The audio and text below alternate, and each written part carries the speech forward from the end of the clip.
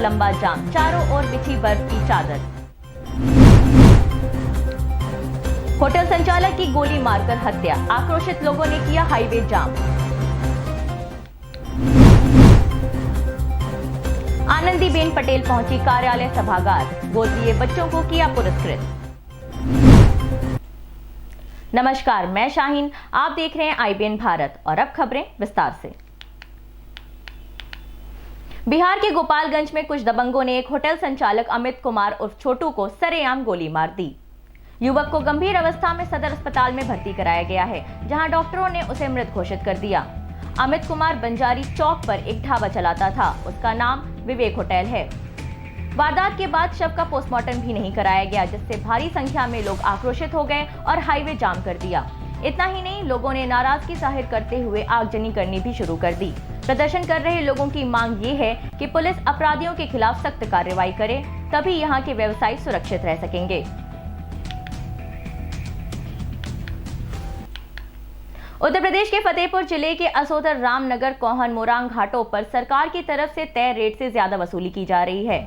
आपको बता दें कि मोरंग घाट खंड R1 पर 3 घन मीटर का 3050 रुपए वसूला जा रहा है, जबकि NGT के अनुसार 1 घन मीटर का सरकारी रेट 250 रुपए है। वहीं 3 घन मीटर 750 रुपए होता है, लेकिन ठेकेदार इसे 2300 रुपए एक्स्ट्रा वसूल कर खनिज विभाग की आंखों में धूल झोंक रहे हैं। इतना ही नहीं, इसके एवज में ट्रैक्टर को बालू से ओवरलोड भी कर रहे हैं। वहीं कागजों पर मजदूरों से लोडिंग दिखाकर लंबी बूम वाली मशीनों से लोडिंग की जा रही है और घाटों पर असलहों से लोगों पर दबदबा भी बनाया जा रहा है। हिमाचल प्रदेश में हुई बर्फबारी से सड़कों पर गाड़ियों की लंबी जाम लग गई।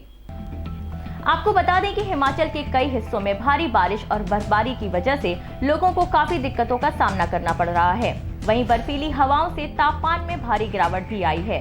बर्फबारी की वजह से 322 सड़कें बंद कर दी गई हैं। इतना ही नहीं, राज्य में बिजली की आपूर्ति भी प्रभावित हुई है और 110 ट्रांसफार्मर खराब हो गए हैं। इसके अलावा कल्पा क्षेत्र में 58 सेमी और किलोंग में 18 सेमी बर्फ हुई है। इसके अलावा खतराला, मुरंग, कुफरी, सुमटो और पू जैसे क्षेत्र भी बर्फबारी से बुरी तरह प्रभावित रहे। बिहार के समस्तीपुर जिले के भिरशोर गांव में तालाब में मछली मरने के बाद 2 पक्षों में भिड़ंत हो गई। आपको बता दें कि व्यापारी को तालाब का पट्टा मिलने के बाद ही गांव के दोनों पक्षों में जमकर हाथापाई हुई। वहां पर मौजूद लोगों ने पुलिस को इस बात की सूचना दे दी, लेकिन पुलिस के आने पर वहां मौजूद लोगों ने पुलिस पर ही पथराव शुरू कर दिया। इस हादसे में कई पुलिसकर्मी बुरी तरह से जख्मी हो गए।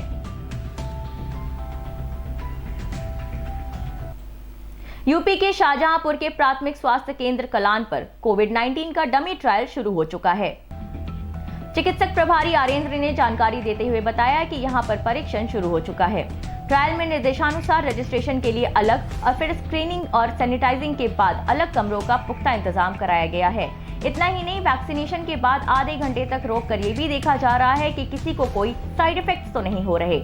इस अवसर पर डिप्टी CMO लक्ष्मण प्रसाद और तहसीलदार तपस्या यादव जायजा लेने मौके पर पहुंचे।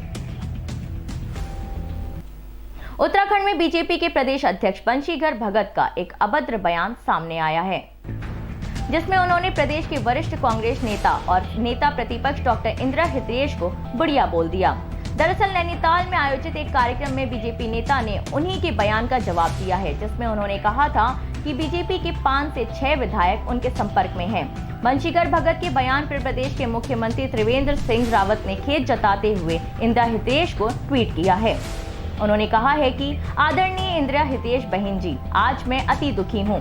महिला हमारे लिए अति सम्मानित और पूज्य हैं। मैं व्यक्तिगत रूप से आपसे व उन सभी से क्षमा चाहता हूँ जो मेरी ही तरह दुखी हैं। मैं कल आपसे व्यक्तिगत बात करूंगा व पुनः क्षमा याचना करूंगा।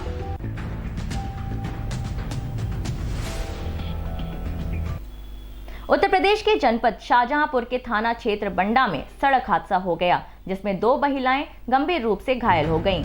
तो वहीं मौके पर पहुंची पुलिस ने घायलों को अस्पताल पहुंचाया और घटना में शामिल कार को अपने कब्जे में ले लिया है। दरअसल बंडा के गांव बहरमपुर के रहने वाले श्याम बिहारी का पुआया न्यायालय में मुकदमा चल रहा है, जिसकी तारीख के लिए वह अपनी पत्नी और बेटी को लेकर पुआया मुकदमे की तारीख के लिए आए थे। वहां से लौटते वक्त वाया रोड पर आ रही कार ने टक्कर मार दी।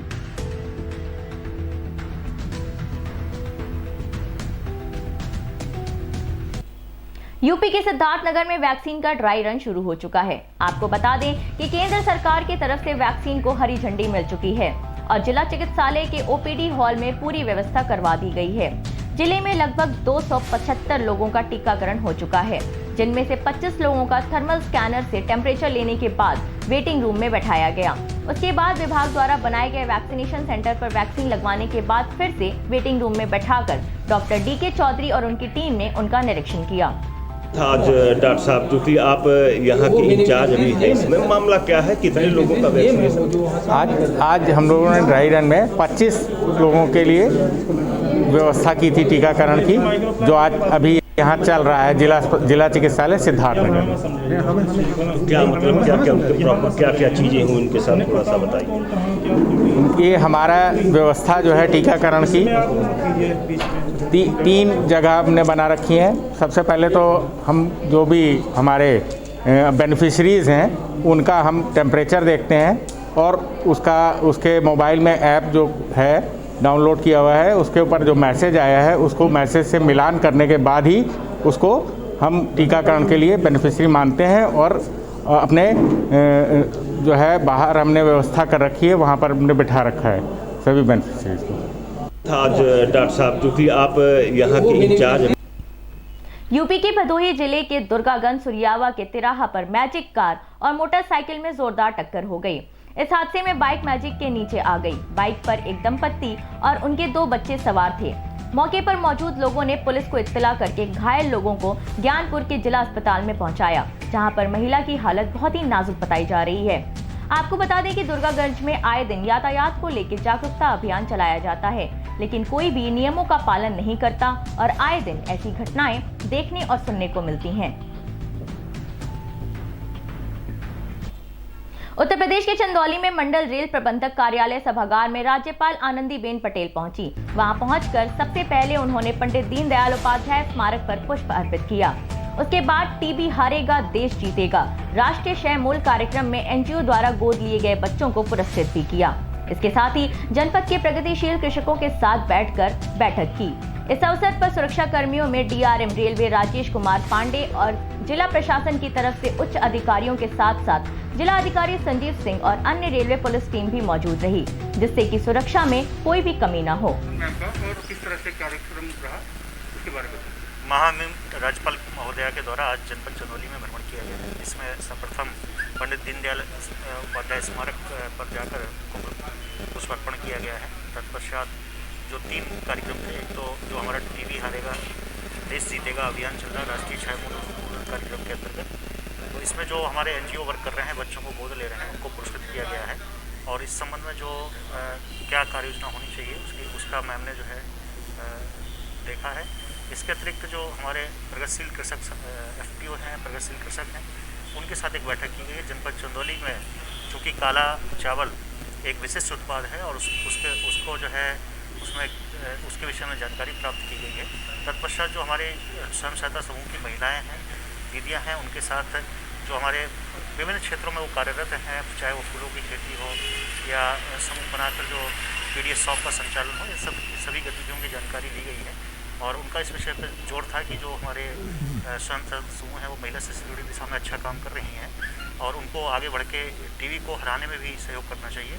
जो हमारे कृषक हैं वो ही जो इस तरह के जो केसेस अगर कहीं पाए जाते हैं, लक्षण पाए जाते हैं, तो टीबी के विरुद्ध जो अभियान चल रहा है, माननीय प्रधानमंत्री जी ने जैसा लक्ष्य किया है कि हम 2025 तक देश से टीबी का उन्मूलन करेंगे, उस दिशा में जनपद चंदौली प्रयास करेगा और उसकी कार्य योजना जो बनाई गई है उसके अनुरूप पे जो समयबद्ध सीमा है उस पर माननीय गवर्नर महोदय को जो लोगों को मार्गदर्शन प्राप्त हुआ है, निश्चित रूप से वो सकारात्मक है। ठीक है, थैंक यू मैम का। और आज की खबरों में इतना ही। मुझे दीजिए इजाजत। नमस्कार।